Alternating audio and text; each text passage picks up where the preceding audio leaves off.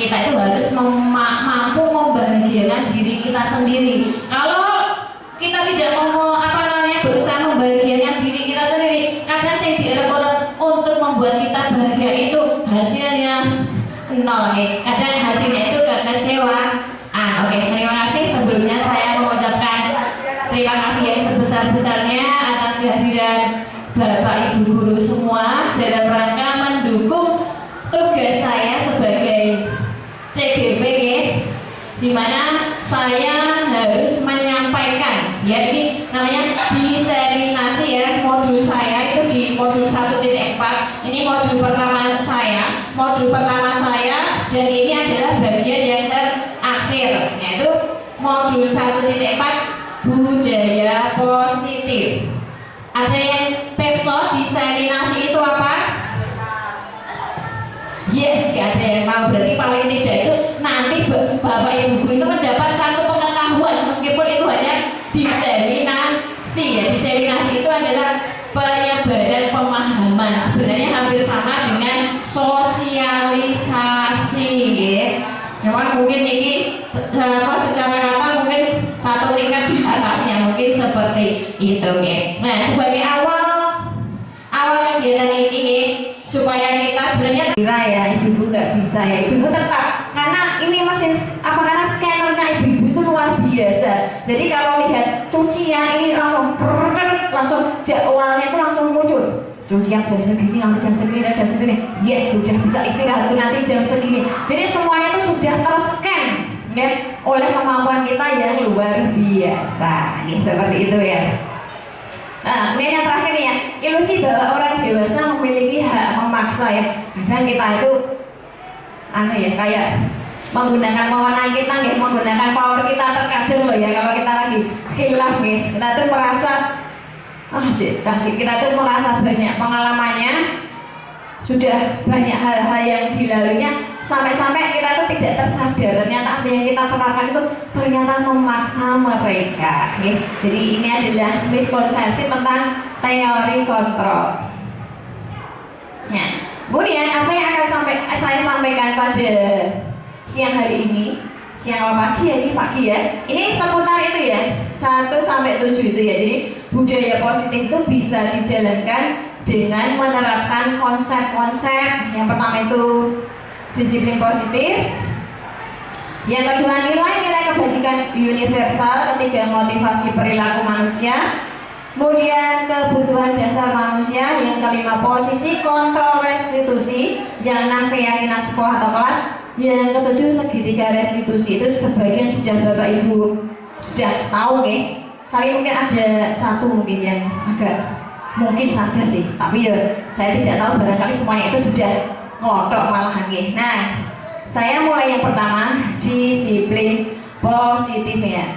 Nah, ketika mendengar kata disiplin, apa yang terbetik di benak Bapak Ibu apa? Kira-kira kalau mendengar kata disiplin itu kira-kira apa? Tertib, terus tepat waktu, terus lagi tertib, tepat waktu, terus continue gitu ya, sesuatu yang dilakukan secara terus menerus ya. Nah, kemudian apa namanya disiplin ya, disiplin ya. Kita tentu saja sudah menerapkan disiplin pada diri kita sendiri ya. Entah apapun itu, otomatis kita itu sudah memaksa diri kita itu untuk disiplin ya. Sebagai contoh saja, kita itu sudah diajarkan untuk berdisiplin yang mulai dari sholat 5 waktu itu kan sudah mengajarkan kita pentingnya kedisiplinan, dan pada akhirnya memang ketika kita sudah sering melakukan itu akan meninggalkannya, atau sholatnya itu istilahnya diperlambat atau musik-musik, itu juga akan mengganjal dalam diri kita, karena kita itu sudah punya nilai dalam diri kita. Wah, ini gak bagus, gak apa, aku gak telat lagi kok, ini gak sedih di hati itu gak sudah ada alarmnya ya, seperti itu gak mungkin langsung telat, alah kayak mamang kancaku kayak lu langsung saja musik lain, gak mungkin seperti itu ya, gak mungkin ya. Koncone lu malah gak mlebu, malah kan seperti itu ya. Nah ini kok kembali ketika kita kuliah kita ada apa makna disiplin ya. Jadi disiplin ini berasal dari bahasa Latin Nah ini membacanya saya juga tidak tahu betul atau tidak. Apakah bacanya disiplina? Apakah ada yang pernah ke Amerika Latin? Apa di mana yang berbaca disiplina ini yang artinya itu belajar. Kemudian makna asal dari kata ini berkonotasi dengan disiplin diri dari murid-murid. Ini murid Sokrates dan Plato ini berarti seorang filosof. Iya. Nah, disiplin diri membuat orang menggali potensinya menuju sebuah tujuan apa yang dia hargai ya. Jadi kalau kita melakukan itu memang karena itu kita itu memang sudah mempunyai sudah mempunyai nilai dalam diri kita, entah itu nilai tanggung jawab, entah itu nilai tenggang rasa, entah itu nilai saling menghargai, saling menghormati, itu sudah tertancap di diri kita. Jadi ketika kita melakukan sesuatu itu bukan karena faktor lain-lain, faktor supaya terlihat orang seperti apa, tapi itu memang sudah dari diri kita karena kita itu sudah memiliki nilai tersebutnya. Kemudian, namun dalam budaya kita, makna kata disiplin telah berubah menjadi sesuatu yang dilakukan seseorang pada orang lain untuk mendapatkan kepatuhan.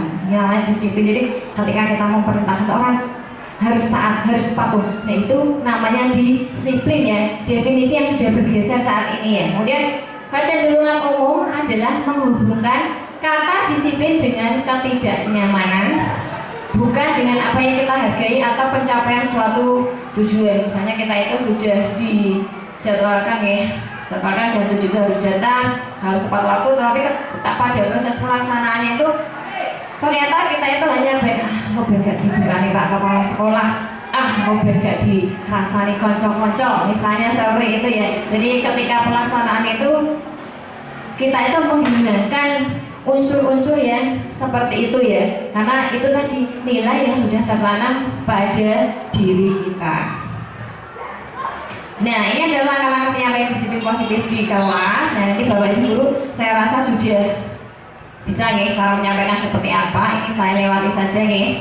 Sudah proses dan saya sudah menamati, sudah mengobservasi ketika melakukan pendapat ide-ide di ruang rapat itu sudah terlihat dengan jelas. Kemudian ini strateginya itu hampir sama dengan saya ini, memastikan semua guru dan staf itu memahami dan dapat menerapkan disiplin positif. Ya perlu dipahamkan ya, karena kadang-kadang itu sudah paham tetapi lali itu aku lali deh ini dawi ini boyo aku pakai dino iki yo lali, misalnya seperti itu nih ya.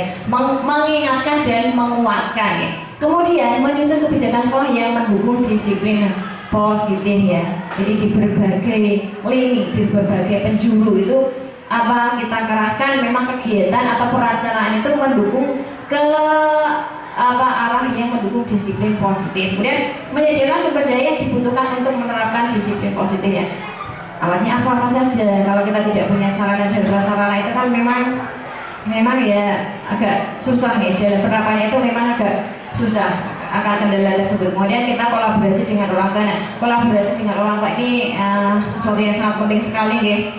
Kalau saya kok berpikir ketika memang murid sampai di sini ketika sudah mendaftar itu deh, perlu sekali untuk yang awal itu memang kita harus berkolaborasi dengan orang tua. Kita paparkan gamblang sekolah kita ini aturannya seperti apa, sekolah kita itu ini sesuai yang seperti apa, kita sampaikan ke mereka untuk mendukung yang menjadi program kita. Karena kan kadang mereka itu tidak tahu ya, akhirnya apa nih, ada kesalahpahaman.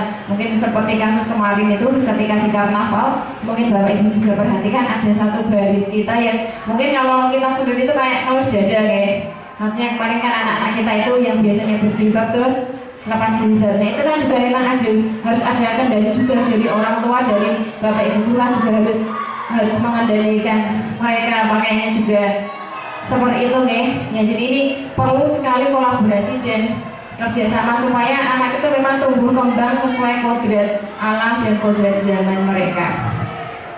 Nah kemudian ada program penghargaan pengakuan dalam acara sekolah. Nah, kemarin Bapak Kepala Sekolah juga sudah melakukan program penghargaan ini nih. Ya kemarin anak itu peringkat berapa itu, peringkat 1, 2, 3 itu sudah mendapatkan penghargaan. Nah mudah-mudahan penghargaan ini menjadi motivasi mereka, bukan terus gak dapat hadiah terus tidak belajar, itu tidak ya. Mudah-mudahan hal itu menjadi motivasi mereka. Nah, kemudian ini ada mengevaluasi penerapan disiplin positif ya.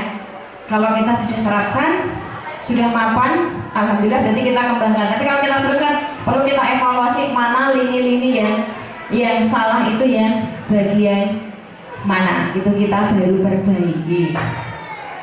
Nah ini ya disiplin positif, ini ada diagramnya seperti ini. Ini adalah kerangka yang saya akan jelaskan sebenarnya nih. Yang pertama itu Anda tidak bisa, kita ini tidak bisa mengontrol orang lain, hanya diri kita yang mampu mengontrol diri kita. Tadi sudah saya singgung di bagian depan nih.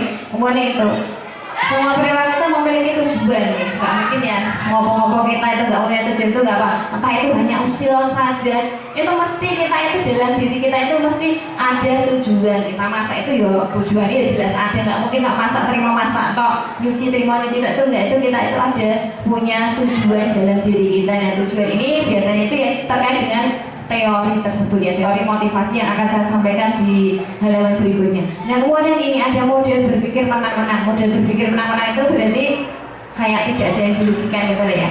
Saya memahami apa yang Bapak Ibu pikirkan, atau istilahnya menghargai, menghormati apa yang menjadi ide dari Bapak Ibu guru. Demikian juga sebaliknya, jadi kayak win-win solution ya, jadi tidak ada kita menganggap indah satu sama lain, itu tidak. Nah kemudian yang selanjutnya itu adalah realitas kebutuhan kita berbeda.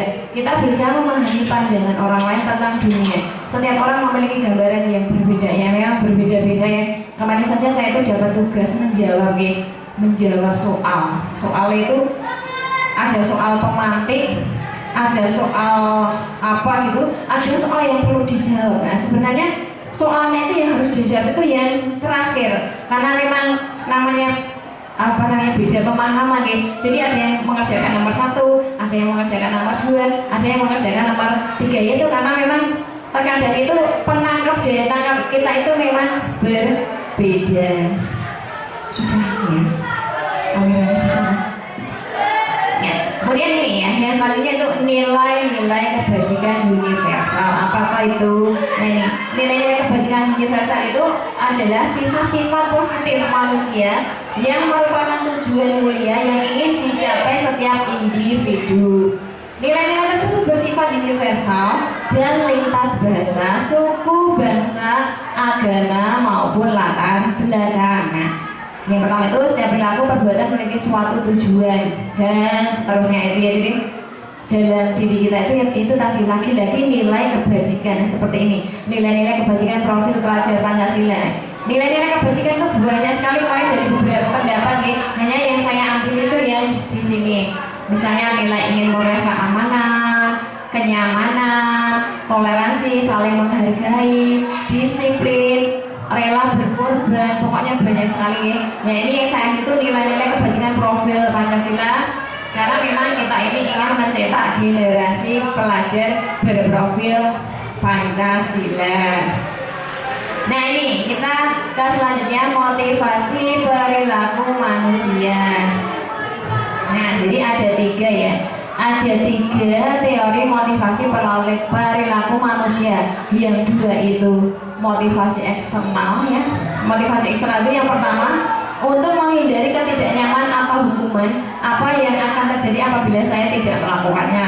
Misalnya gini, apakah kita sebagai guru akan tetap datang tepat waktu ya ketika bapak kepala sekolah itu tidak ada? Pak Alim minta tolong dibantu dijawab ya. Apa Pak Alim itu kalau tidak ada Pak kepala sekolah itu aslinya beda apa podo gitu loh, aslinya kayak gitu? Coba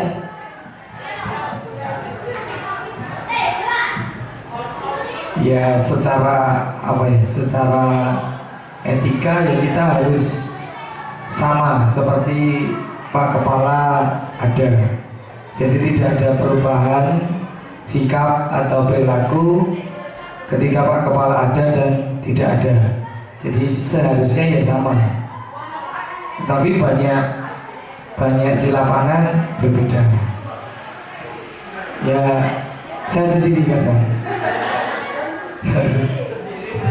Terima kasih ya Pak Alim, itu dan nilai kejujuran yang luar biasa loh ya. Jadi ya seharusnya berarti apabila kita ada dan tidak ada bapak kepala sekolah itu memang harus tetap sama, karena kan kita memang punya nilai sebagai guru itu ada yang ada sesuatu yang kita hargai dalam diri kita ya. Jadi kalau kita kok memanfaatkan situasi itu sepertinya tidak nih. Terima kasih ya Pak Alim ya bantuan jawabannya ya. Yang pertama itu yaitu untuk menghindari ketidaknyamanan hukuman. Yang kedua tadi untuk mendapatkan imbalan dari orang lain ya atau institusi. Apa yang akan saya dapatkan apabila saya ada itu kayak ngarep-ngarep gitu ya. Nek dari ini aku gue itu apa ya? Kayak itu apa-apa gak usah lah. Mungkin seperti itu gak usah lah. Ada nggak yang seperti itu? Ada, tapi gak rawuh. Nggak ada ya. Memang semuanya itu berarti motivasinya ini nomor 3, motivasi internal ya, untuk menghargai diri sendiri. Saya akan menjadi orang yang seperti apa bila saya melakukannya. Jadi kita itu malah dampaknya itu untuk membenahi diri kita sendiri ya. Jadi ketika kita melakukan sesuatu itu kita tidak memikirkan itu apa, pengawasan apa enggak, ya sudah kita mulai karena itu memang kita itu punya nilai yang kita hargai dalam diri kita. Nah sehingga kita nanti akan menjadi pribadi yang merdeka. Pribadi yang merdeka itu apa? Nah ini sesuai yang dipaparkan oleh Herja Dewantara. Merdeka itu artinya tidak hanya terlepas dari perintah ya, tidak hanya terlepas dari perintah, akan tetapi juga cakap buat memerintahkan diri sendiri. Saya sendiri sudah masuk kewalahan untuk memerintahkan diri saya sendiri, masih kewalahan gitu.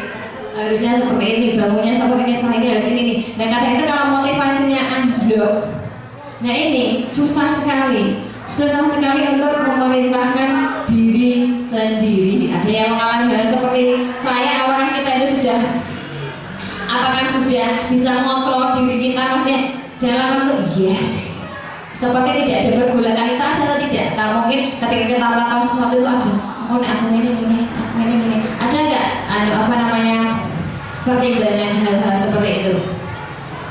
Ada ya, iya seperti itu ya. Nah ini ya menjadi manusia yang merdeka, cakap untuk memerintahkan diri sendiri. Kalau kita itu sudah cakap dalam memerintahkan diri kita sendiri, itu nanti untuk keluarnya memerintahkan orang lain itu akan lebih mudah karena kita itu terlebih dahulu sudah menjadi contoh ya, sudah menjadi contoh dulu. Nah, kemudian hukuman konsekuensi dan restitusi. Ini Bapak Ibu guru sudah ngantuk ya. Kalau ngantuk ice breaking yang kedua dulu ya. Ice breaking yang kedua apa ini ya. Bagian siap ya. Tapi ini harus ibu-ibu sama ibu-ibu, bapak-bapak sama bapak-bapak. Nanti Pak Ardian bisa aku pindah ke sini. Ya pertama itu Bu Esti bisa pindah ke Bu Mani sebentar ya.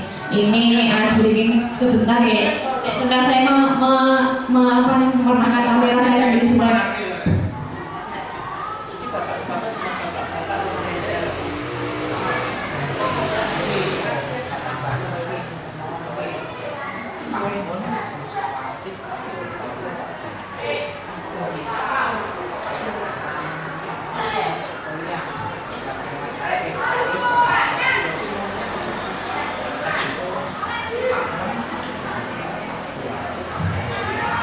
Siap ya, ini sedikit yang kedua nih. Ya, ini saya minta berarti menghadap ke sana semua nih Bapak Ibu guru. Ya bapak-bapak pegang pundaknya bapak-bapak, yang ibu-ibu pegang pundaknya ibu-ibu. Ayo dipegang, jangan hanya dipegang ya kalau dinanya. Jangan hanya dipegang ya. Enggak, betul. Satu kereta sana, satu kereta hadap sana ya. Jangan hanya dipegang Pak ya, tapi juga dinyat-nyat. Kira-kira enak benar. Nah nanti ikuti kata-kata saya ya. Ya mudah-mudahan masih ingat. Ini biasanya bukan biasanya nih, sudah saya terapkan ke murid saya. Coba, ini kalau Bapak Ibu guru itu berhasil. Yuk dipijet ya, coba pelit-pelit nonton. Dipijet lah Pak Aceh kok ngantuk. Iya aja jadi. Sahabatku itu nih ya sahabatku. Terima kasih ya. Sudah senantiasa mendukungku. Tak lelahnya engkau berbuat baik padaku. Berbagi suka dan duka bersama. Apa kabarmu hari ini sahabat?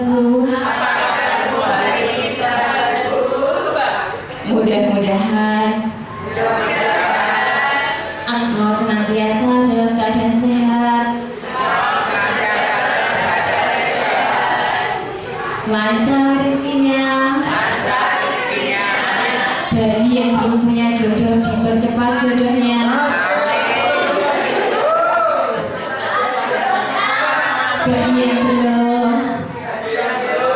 tidak usah nambah lagi. Oh, bagi yang sudah, maaf, bagi yang sudah, tidak usah nambah lagi. Oh iya, terima kasih ya. Sebentar belum. Oh nggak apa-apa, tapi kok mantan loh Pak mesti. Sudah, terima kasih ya sahabatku. Ganti lagi, ganti balik ya, sahabatku. Terima kasih atas doa-doamu. Aku juga sangat bersyukur mendapatkan seorang sahabat sepertimu. Mudah-mudahan Allah meridhoi persahabatan kita, sehingga kita tidak hanya bersahabat di dunia, tetapi insya Allah kita akan bersahabat di akhirat. Belum ya, jangan lupa. Ketika engkau tidak menemukanku di surga nanti, mohonkan ampunan supaya aku bisa bersamamu. Sehat-sehat ya sahabatku. I love you. Yeah, terima kasih. Apa ada lagi yang mau beri ice breaking ini? Saya sudah duduk belum? Sudah lumayan belum? Enak ya? Sudah ya lumayan ya? Iya. Sebenarnya ya ada namanya hukuman konsekuensi dan restitusi ya. Kalau hukuman, nah ini ya biasanya kalau hukuman itu tidak terencana atau tiba-tiba. Oh ya, kamu nggak pakai sepatu warna hitam, berarti hari ini kamu tidak boleh pakai sepatu sampai pulang nanti. Seperti itu ya, itu berarti kita itu memberi hukuman ya. Kalau konsekuensi misalnya ada anak yang ini yang apa namanya, yang contoh kecilnya saja ya, misalnya ada anak yang menumpahkan makanan di meja, berarti konsekuensinya apa? Konsekuensinya otomatis membersihkan meja, itu bukan hukuman ya, itu konsekuensi buat tanggung jawab dari apa yang dia lakukan, itu bukan hukuman. Kemudian murid tidak tahu apa yang akan terjadi dan tidak dilibatkan, biasanya hukuman seperti itu kemudian bersifat satu arah, berupa fisik maupun psikis. Nah, konsekuensi itu sudah dibahas dan disetujui, hanya kita sama anak itu ya, kalau ini nanti seperti apa konsekuensinya, jadi kita membuat kesepakatan bersama ya. Memang pada awalnya itu dibuat seperti tidak nyaman, tapi nanti jangka waktunya itu berdampak bagus sekali. Nah, kemudian ini ada dihukum oleh penghargaan. Iya tahu kok dihukum oleh penghargaan. Yang pertama, penghargaan itu tidak efektif, penghargaan merusak hubungan, penghargaan mengurangi ketepatan, menurunkan kualitas, mematikan kualitas dan menghukum ya. Jadi ini tergantung ya, tidak semua penghargaan itu berlaku seperti itu ya. Karena memang kalau kita sudah meyakini nilai-nilai pada diri kita itu mau dapat penghargaan ataupun tidak, kita itu insya Allah akan melakukan effort usaha yang sama untuk mencapai tujuan kita bersama. Kita itu tidak harus itu penghargaan nek moyak-moyak itu apa gitu. Berarti namanya pojok mana, pojok ini apa gitu seperti itu gitu. Nah itu kurang lebih seperti itu. Nah kemudian kita itu juga harus memberikan apresiasi ya kepada anak itu ya. Kita itu melakukan hal yang kecil ya, wes sisirannya kecil misalnya, Allah hebat, hari ini kamu ganteng sekali ya Allah, kayak habis gorengnya loh, kok bisa lagi gini ya, ini loh, bisa diambil selfie dulu sama dulu, nah misalnya seperti itu. Jadi hal-hal kecil itu kita beri apresiasi supaya anak kita kan merasa termotivasi. Nah, ini bisa diberi secara khusus atau dipanggil, kemudian ada pengakuan secara pribadi, kemudian kemampuan kepada semua murid diucapkan di hadapan muridnya ya, kemudian ada beri pengakuan secara konsisten, itu berarti berkesinambungan ya. Kemarin itu juga saya itu minta tolong Dio sama Fajar kan, untuk kebutuhan CGW juga itu untuk apa namanya syuting. Saya itu udah Gio sama Mas ya, nanti misalnya nggak tolong untuk syuting ya gitu ya, habis kamu kegiatan nanti ketemu misalnya ya seperti itu. Nah ternyata dia tidak datang, akhirnya saya minta tolong Syafa dan yang lainnya. Keesokan harinya itu Dio sama Mas ya bertemu saya. Miss maaf ya Miss, kemarin itu saya lupa seperti itu ya. Oh terus saya bilang, oh nggak apa-apa nih, tidak apa-apa, kemarin sudah diganti temanmu siapa. Nah kamu apa namanya karakter seperti ini harus kamu kembangkan loh, soalnya tidak semua anak itu mampu mengungkapkan apa rasa istilahnya apa istilahnya apa ya, rasa bersalah, rasa itunya, tidak semua murid itu mampu mengungkapkan hal seperti itu. Dan meskipun hal itu hanya sepele, itu patut kita apresiasi kan. Bisa saja kalau itu terjadi ke murid yang lain itu paling ya misalnya yang nanti paling ya udah liyane kan, ada yang berpikiran seperti itu ya kan. Kalau anak itu seperti itu ya, karena ya memang dia itu sudah terlatih tersuci ya, mau ketua OSIS ya, ketua OSIS ya. Nah ini ya contoh penguapan apresiasi ya, kurang lebih seperti tadi ya, diberi bapak ibu guru yang mesti pintar nek rayu, apa nek ngapresiasi suami, istri dan anaknya itu mesti luar biasa sekali. Papa Arya gitu kan. Papa senang sekali hari ini pakai baju batik baru ya. Saya iya ma, ini kemarin dari biasa S1 sini ada syukuran dari bla bla bla misalnya seperti itu. Nah, kemudian kita pergi ke dapur, iya Masya Allah Mas Ali luar biasa. Bu Mari, ya Allah enak sekali nih makanan, terima kasih ya Bu Mari. Ini resepnya apa? Saya seperti ini, jadi kita memang ya bentuk apresiasi yang kecil itu apa ya, memberikan kita semangat tersendiri gitu. Nah ini ada beberapa contoh ya, ini kita hukuman atau konsekuensi ini. Nah ini ada beberapa contoh, misalnya mencatat 100 kali di dalam buku kalimat. Nah ini hukuman, ini masih kayaknya sudah zaman ya, masih zaman atau tidak ya, mencatat masih Bu Siti. Nah ini berarti harus kita eliminasi, soalnya ini sudah termasuk hukuman, karena guru zaman itu sudah katanya memang sudah tidak relevan lagi untuk menerapkan yang namanya hukuman. Terus gak musim, gak zaman nih, katanya seperti itu deh ya. Iya. Nah masih berarti ini, oh ya. Kemudian itu lari mengenalkan basket 2 kali karena terlambat hadir di sekolah, itu ternyata juga hukuman. Nah ini berarti berita Pak Arif ya. Ya bisa semua guru ya, tapi ada atau tidak yang menjalankan ini? Tidak ada. Kemudian ada nih, murid diminta untuk push up. Ini ya juga kadang-kadang juga masih ngetren juga. Push up, nah nanti jalannya jongkok dari pintu sampai sini, ada atau tidak? Masih ada tidak? Ada. Jadi setelah penjelasan modul ini biar berjalan kepada diri kita, harus kita eliminasi, harus kita ganti ya. Harus kita ganti karena kita itu memang tidak boleh menghukum. Kemudian ini menggantikan kertas kerjasama yang telah dicoret-coret. Nah ini konsekuensi ini, kalau konsekuensi itu berarti kan menumbuhkan rasa tanggung jawab mereka, menumbuhkan nilai-nilai yang ada pada diri mereka. Ini murid disuruh untuk tidak mengenakan sepatu sehari di sekolah karena tidak mengenakan sepatu hitam ya, seperti tadi, berarti ini hukuman. Kemudian lari mengelilingi lapangan dalam pegawai karena terlambat 10 menit. Ini karena pelajarannya PJOK ya. Kalau PJOK kan memang itu ya, itu bukan, kalau lari itu bukan hukuman ya, karena memang buat pemanasan. Berarti itu termasuk konsekuensi. Ya, perbedaan hukuman dan konsekuensi tidak usah seperti tadi aja, langsung saja ya. Tetap nanti ketika sampai detik-detik terakhir itu saya masih bisa melihat Bapak Ibu guru itu tersenyum ya. Saya takutnya nanti bareng melu workshop malah tertekan, malah gak ada yang semakin gak ada yang dimil-mil kan. Wah Pak dia langsung ketawa itu ya. Nah kemudian ini restitusi ya, restitusi ini sesuatu yang harus kita lakukan zaman now ya, zaman now. Jadi mengubah hukuman menjadi bentuk restitusi. Nah, restitusi itu ada apa?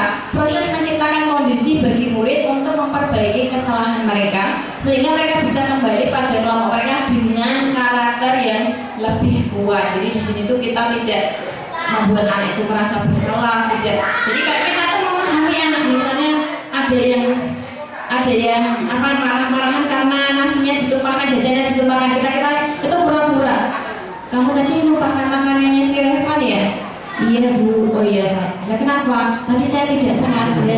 Kemudian saya terus pukul ruangnya itu, terus kita pura-pura, oh saya memahami apa yang kamu rasakan. Jadi pura-pura mau dari awal aku biasa sangat menunggu. Jadi kan kita itu menjadi posisi murid terlebih dahulu. Nah, restitusi juga merupakan proses kolaboratif yang mengajarkan murid untuk mencari solusi. Jadi ini ya memang anak-anak itu untuk berpikir, nah aku sudah berbuat salah seperti ini, apa yang harus aku perbaiki? Jadi muncul dari diri mereka dengan kita mengarahkan pertanyaan, Lei, adakah sesuatu yang bisa kita lakukan untuk memperbaiki situasi ini? Kita tawarkan sesuatu ya. Jadi nanti kemudian mereka itu menawarkan solusinya. Ini tidak usah, langsung saja.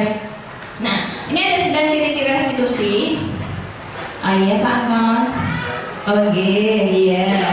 Kemudian ya 9 ciri-ciri restitusi. Yang pertama bukan untuk menebus kesalahan ya. Ini bukan untuk menebus kesalahan ya, untuk belajar dari kesalahan ya.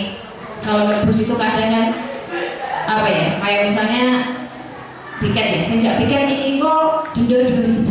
Nah, itu kan nanti kan tidak akan mampu membimbing karakter mereka, karena yang punya uang itu nanti akan bersikap leluasa. Ketika di kelas itu malah semena-mena ya, jadi tidak mampu membentuk karakter mereka. Kemudian memperbaiki hubungan, ini adalah sebuah tawaran bukan paksaan. Kemudian restitusi itu menuntut untuk melihat ke dalam diri. Oh iya, aku ternyata tadi melakukan hal seperti ini ya, berarti aku harus membenahinya begitu. Kemudian restitusi mencari kebutuhan dasar yang berdasarkan tindakan, karena kalau kita itu punya kebutuhan dasar ya, nanti ada di slide selanjutnya. Nah, jika kebutuhan dasar ini kita tidak terpenuhi, nanti akan berdampak pada kegiatan yang akan kita lakukan. Kemudian restitusi diri adalah cara yang paling baik. Restitusi fokus pada karakternya, bukan tindakannya, pembentukan karakternya. Restitusi ini juga fokus pada solusi. Kemudian juga mengembalikan murid yang berbuat salah itu pada kelompoknya. Nah, ini kemudian keyakinan kelas nih.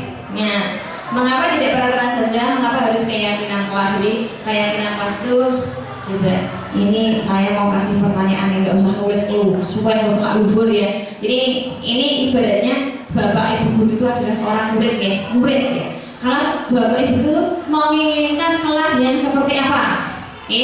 Menginginkan kelas yang seperti apa? Coba kalau benar itu kalau posisinya dulu jadi siswa itu pengen kelasnya itu seperti apa benar? Saya sebagai guru menginginkan kelas itu kelas yang bersih, rapi dan nyaman. Kemudian anak-anak belajar dengan kondusif. Jadi sebagai guru jadi lingkungannya kondusif, bersih, aman dan nyaman. Sekarang kita memposisikan, misalnya kita ini murid, kita ibaratnya diri kita ini murid Pak Arya ya.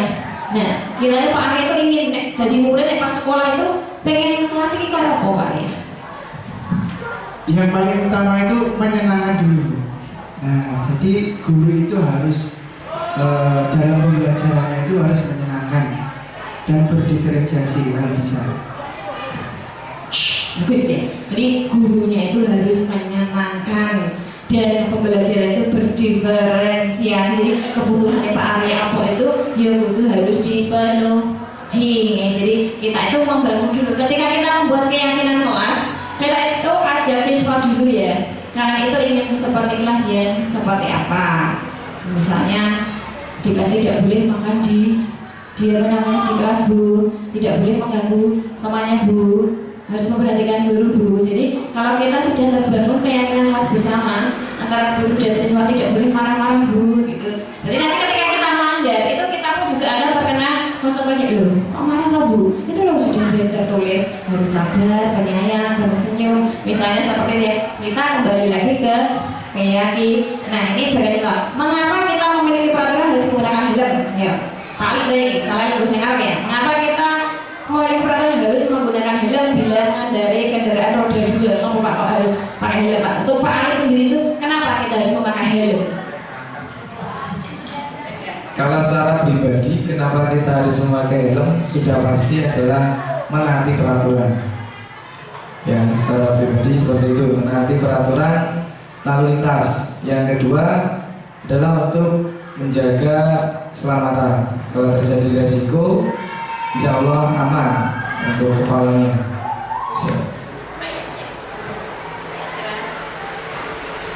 Ya, terima kasih ya Pak. Tadi sudah lengkap ya. Berarti kalau keselamatan itu berarti dia itu sudah mempunyai motivasi intrinsik, motivasi dalam diri kita. Ya, mau ada berarti kan, kalau mau ada aturan dan tidak ada aturan pun tetap pakai helm. Kenapa? Karena yang di di dalam hatinya itu sudah menjaga keselamatan. Namanya keselamatan itu mau ada aturan dan tidak ada peraturan, otomatis kita kan akan melaksanakan itu. Kemudian yang ini, mengapa kita memiliki peraturan 3M, menggunakan masker, mencuci tangan, dan menjaga jarak 1,5 meter. Ada yang berkenan untuk menjaga? Oke.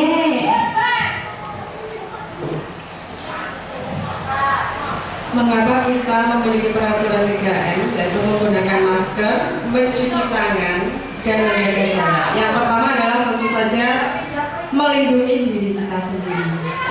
Itu yang pertama. Yang kedua, setelah kita bisa melindungi diri sendiri, berarti kita juga mengurangi dampak terinfeksi kepada orang lain atas virus atau penyakit yang menular. Demikian, mohon. Terima kasih.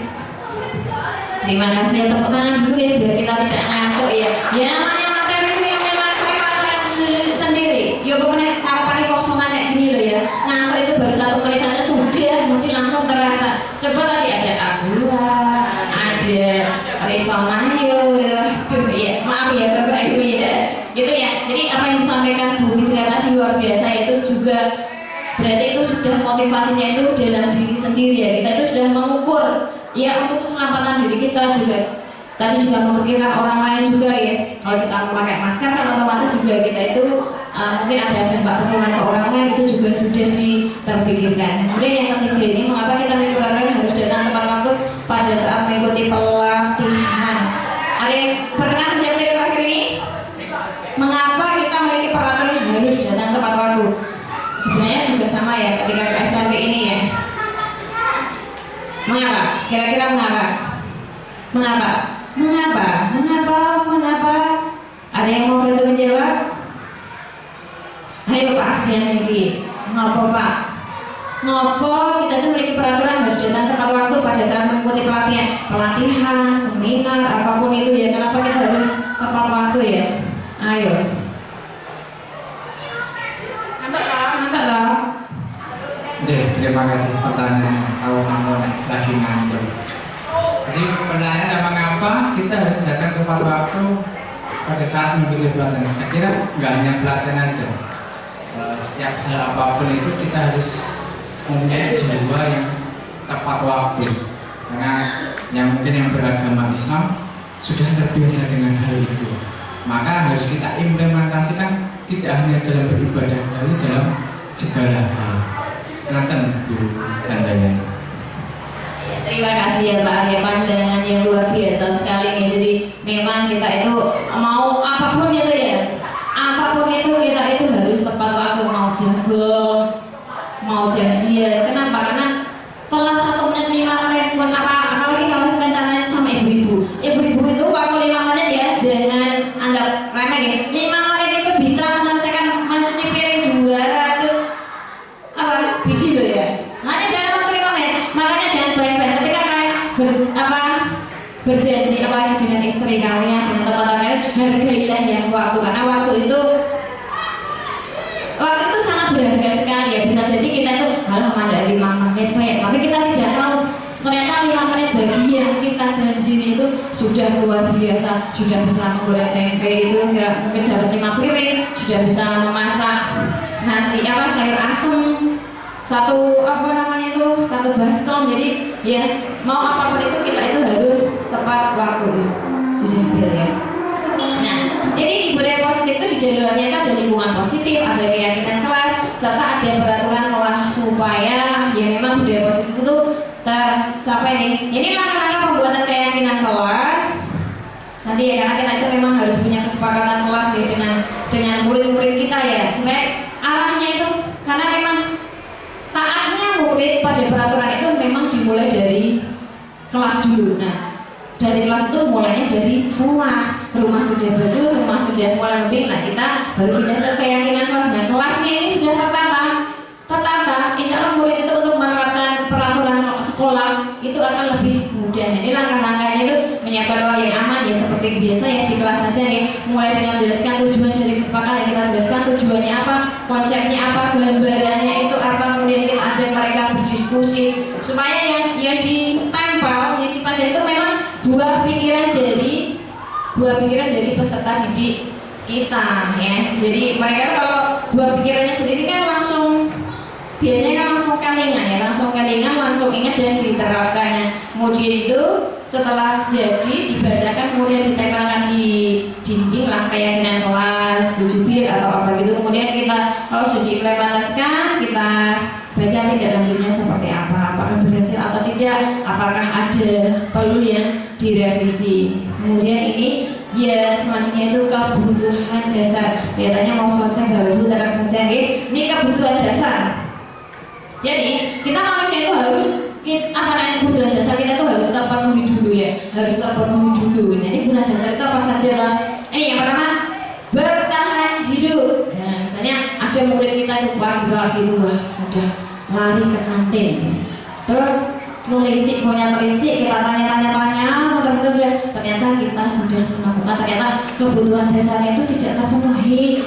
Tadi anak-anak kita itu belum sarapan ya kan, akhirnya bertindak seperti itu karena kebutuhan dasarnya belum terpenuhi, akhirnya mereka lari ke kantin. Nah, kemudian nih kasih sayang dan rasa diterima ya, misalnya Pak Alid ini ya, Pak Alid itu berangkat ke sekolah mengut wajah ini gak kayak biasanya ya.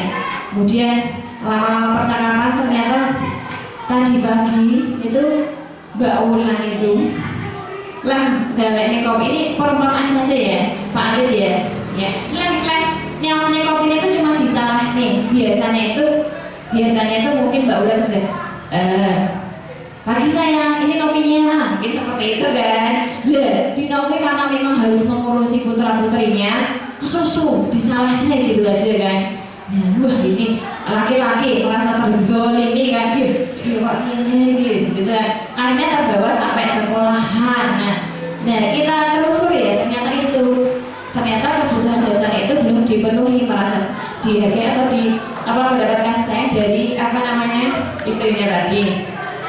Kemudian ini ada penguasaan, harga diri, keinginan untuk dianggap memimpin, berprestasi, diakui atau didengar. Kadang-kadang orang yang berprestasi itu ini juga yang merasa diakui. Nah aku ki iso, jadi ada dia itu kok butuh pengakuan ya, meskipun tidak semua orang itu seperti itu ya, tapi ada beberapa yang memang mereka itu memang merasa butuh diakui kalau aku tuh pintar, kalau aku tuh lebih dari yang lain aja.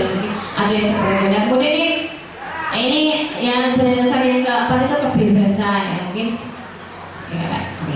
nah kemudian ada kebebasan ya, mungkin kita itu sering melakukan di anak-anak yang berkeliaran itu ya, barangkali memang itu kebebasan ketika mereka di rumah itu belum terpenuhi, belum tercukupi, akhirnya mereka keluyuran itu. Misalnya kita juga bisa Arab piknik tapi gak diizinin, itu masa wah aku gak dikei kebebasan ini budaya sekolah juga menurut misalnya seperti ada yang mungkin pokoknya inilah kebutuhan dasar ini kalau tidak terpenuhi itu akan berdampak pada diri kita, berdampak pada raut wajah kita, berdampak pada ketika kita itu mengajar di kelas, ketika kita itu moodnya dari rumah itu kok sudah membawa masalah.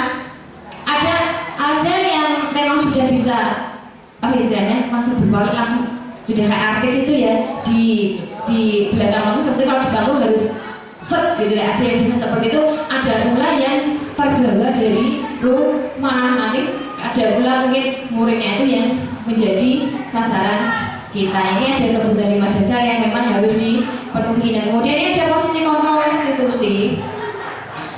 Nah ini ada penghukum, ini yang guru ya, ini ada yang penghukum, pembuat orang merasa bersalah, teman, pemantau atau manajer ya. Jadi kita sebagai guru ini posisi kontrol kita itu harus menjadi manajer ya. Jadi jadi gak kayak menghakimi, gak seperti menghakimi ya. Ini langsung saja, misalnya saya kasih contoh ya. Ayo Pak Ari yang murid saya ya. Ayo maju, Pak Ari sini. Ini misalnya ada salah satu murid ya. Murid ini, yuk kayak Juan kayu. Aku Juan ini kalau ini namanya Doni. Doni, Pak kabar Doni? Alhamdulillah. Iya, Doni. Ibu perhatikan tadi. Teman-temanmu itu kan menyapu di apa namanya di ruang kelas. Tapi kok kamu tidak ada Doni? Kamu kemana Doni? Ke kantin Bu.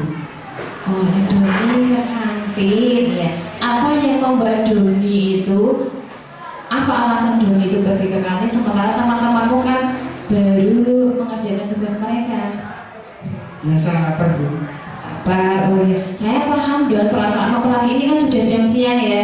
Bu guru saja juga lapar ya. Saya paham apa yang Doni kerjakan itu. Tapi Doni ingat nggak, kita kan pernah punya kesepakatan ya yang kita buat di kelas itu ya. Ketika kita mendapatkan tugas, kita itu harus bagaimana Doni? Bertanggung jawab atas tugasnya. Ini muridnya jenengan atas yang atasnya tadi. Enak betul. Oh, enak gini. Iya.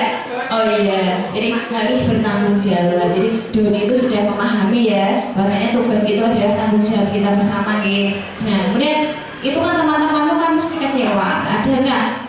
Iya, Doni apa namanya pikirkan untuk memperbaiki situasi ini kan Doni itu kan tidak mengikuti tugasnya setelah teman-teman itu kan sudah ngasih sudah siang, mereka itu sebenarnya juga lapar ya. Tapi karena itu memang memberatkan tugas mereka dulu, mengutamakan akhirnya mereka itu mengesampingkan rasa lapar mereka. Jadi Doni ini idenya apa atau inspirasinya apa supaya situasinya ini membaik? Untuk solusi kedepannya, saya akan bertanggung jawab atas tugas saya. Kemudian yang kedua, saya kalau bisa itu sarapan dari rumahmu, jadi tidak lambat. Kemudian yang terakhir, saya akan menjadi pelopor untuk tugas selanjutnya. Gitu Bu. Doni, siapa gurumu Doni di kelas Doni? Pak Ardian, nah itu motivasi saya Bu. Tepuk tangan dulu ya, sampaikan ya nanti ke Pak Ardian ya. Didikannya ke apa namanya putrinya itu sungguh luar biasa ya. Terima kasih ya Doni, berarti Doni nanti kan sudah mau bertanggung jawab, bahkan mau jadi pelopornya kan. Nanti kalau tidak dapatkan berarti Doni giring-giring gitu ya. Ya terima kasih ya Doni, nanti jangan lupa disebarkan ke teman-temannya. Sorry ya Doni ya, terima kasih. Ya. Ada ya, bagi guru seperti itu semua ya muridnya jenisnya ya. Iya ya. Iya, terima kasih ya Doni itu ya luar biasa. Jadi kita itu sebagai guru, ya tuh, buat nakalnya kados nopo, kados juga, kados waduh, kata-kataannya sudah seperti itu. Kita itu disuruh untuk menjadi seorang manajer yang membangkitkan anak itu untuk apa memunculkan solusi dari diri mereka sendiri. Jadi anak itu tidak merasa terhakimi, anak itu tidak merasa putus asa, tidak merasa dihargai. Jadi seperti itu. Nah, ada pertanyaan? Ada kan pertanyaan di sini tentang posisi kontrol? Nggak ada ya? Ya langsung ya. Tidak langsung ya. Jadi pokoknya kita itu menjadi manajer. Jadi apa kita itu menjadi penghukum, membuat orang merasa bersalah itu sudah tidak zamannya ya. Kita tuh harus apa namanya berevolusi namanya ya. Harus ya namanya guru ya. Kalau tidak menjadi manajer ini, menjadi penghukum ini sudah tidak zamannya. Dan Pak Pur itu kan kemarin kalau sudah gawean ini berarti itu sudah guru ya. Guru itu ya tidak apa ya pantang menyerah ya menghadapi siswa itu. Nah ini kemudian segitiga restitusi ya. Segitiga restitusi ini sama seperti tadi yang saya aplikasikan ke Doni ya.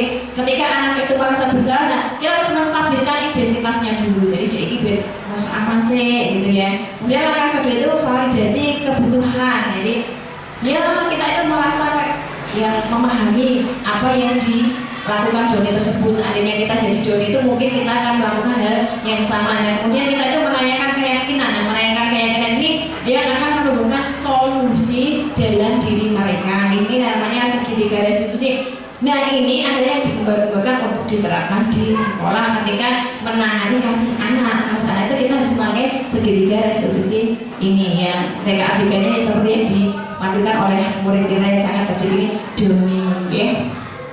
Nah, menstabilkan kelas itu guru berkata apa? Tadi sudah saya contohkan ya. Tidak perlu, ini juga tidak perlu. Nah akhirnya sudah sampai di di sesi acara ya. Nah tapi sebelum saya tutup, saya mau minta umpan baliknya dulu. Umpan balik dari Bapak Ibu Guru nih tentang apa yang saya sampaikan tadi ini kira-kira itu berdampak tidak pada diri kita pribadi sebagai seorang guru dan berdampak tidak pada sekolah ini. Untuk umpan balik yang pertama, siapa yang mau kenal umpan balik yang pertama? Mbak Rizky, yang kemana Bu Rizky maju? Oh di sini saja, di depan. Iya, kasih umpan baliknya di depan biar terlihat kamera ya. Iya, jadi setelah pemaparan saya ini ada gambaran mana tidak? Terima kasih Miss Han untuk paparan diseminasi tentang budaya positifnya tadi sangat-sangat membuat saya terinspirasi untuk melakukan hal-hal untuk mempraktekkan apa yang sudah saya terima, apa yang sudah disampaikan tadi oleh Miss Han. Semoga kedepannya bisa lebih turut berkontribusi untuk menerapkan apa yang tadi sudah kita diskusikan bersama-sama seperti itu. Ini itu dari saya. Terima kasih ya Bu Rizky, jawabannya luar biasa yang kita terapkan bersama-sama ya. Karena kalau majunya kita itu kan memang maju bersama nih demi kemajuan SMP 1 sini ini ya. Kita lihat sendiri ini SMP yang sudah luar biasa nih dari segi tata letak, dari segi guru-guru ya. Ini menurut saya itu juara. Dari bangunannya itu sudah bagus, di depan itu sudah kayak keraton ya.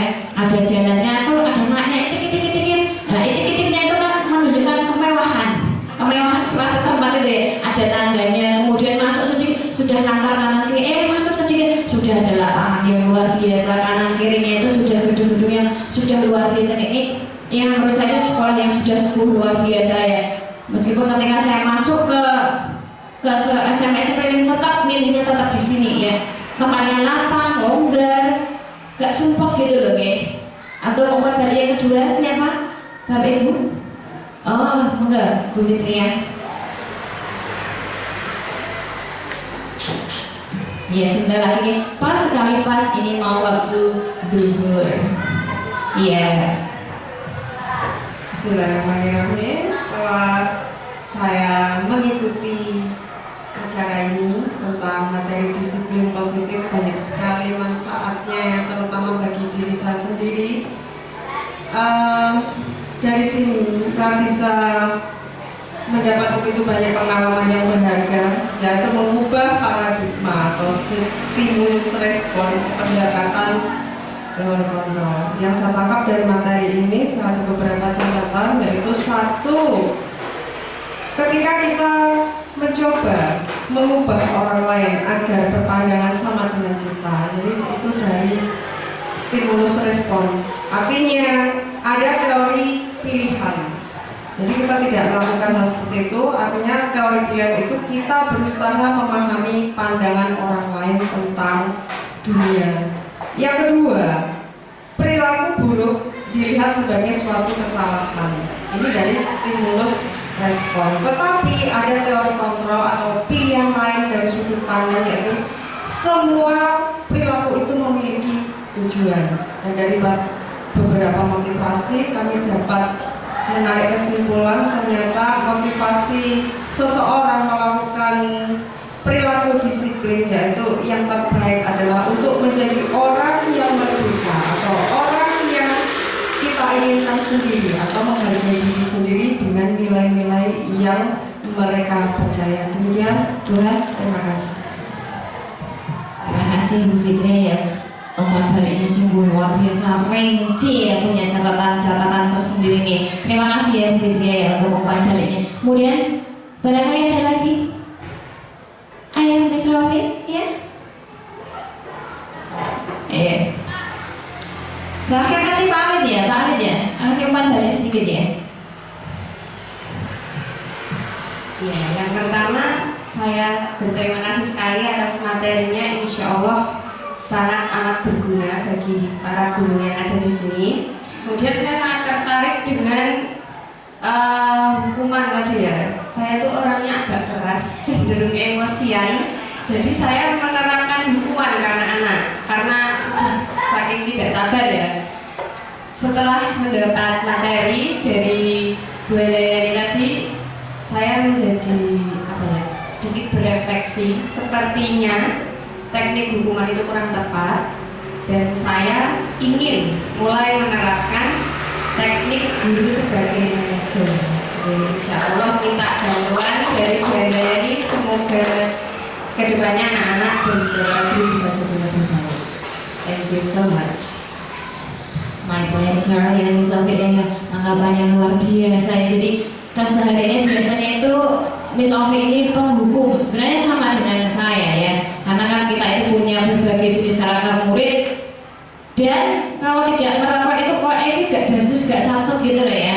Kemudian tadi belajar ya, saya ini juga baru belajar ya, karena saya ini memang tipenya kan tipe penghukum. Saya mengetahui ini baru saya, ternyata lemon terapnya keliru. Nah, tapi ternyata ketika kita itu mau menjadi manajer, ketika kita itu sudah menghadapi sesuatu, ya angin aman kayak gitu. Jadi kayak ada dilema ya, ada dilemanya ya. Mau menerapnya ini tapi kok ya susah aman, karena kita lihat sendiri karakter siswa kita itu seperti ini. Iya terakhir Pak Alif ya, dan sholat dulu bersama ya. Oke, terima kasih Bu Ani. Umpan balik atau apa yang saya dapat dari acara ini atau presentasi tadi, yang pertama adalah sudah otomatis saya akan menjadi seorang among atau menjadi seorang guru, atau bisa dikatakan saya akan menjadi seorang manajer untuk peserta didik, dan juga saya akan menjadi yang paling penting adalah menjadi teman untuk peserta didik, yang dimana nanti peserta didik tidak menganggap bahwa guru adalah dibadani gitu. Jadi guru bisa menjadi teman, curhat, bahkan bisa menyelesaikan masalah, bukan masalah secara pelajaran saja, tapi mungkin masalah secara pribadi, seperti itu. Terima kasih. Terima kasih ya Pak Alif, ya luar biasa sekali. Bisa minta satu lagi ya dari ibu-ibu di sini ya. Siapa Bu Angga, Bu Esti? Satu aja kasih umpan balik buat perkembangan saya khususnya. Bu Esti? Angga? Iya, Bu Esti ya? Iya.